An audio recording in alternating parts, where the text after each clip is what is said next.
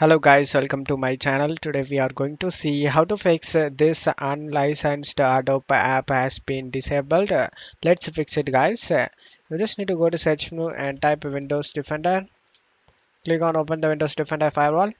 On left side select advanced settings. And here select inbound role. On right side select new role. Here program and select next.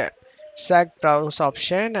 And now go to this PC C drive program files and Adobe.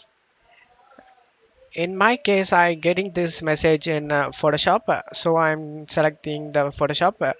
You just need to select the Adobe program that you getting this error. And select open option and scroll down and select the exe file or here the application file and select open. And now select next, block the connection, select next, check mark all of these, select next, name it as Adobe and click on finish option. And now we just need to select the outbound rules and select new role. You just need to do the same thing guys. Select the program and select OK, select next, block the connection, check all, and uh, and select finish option.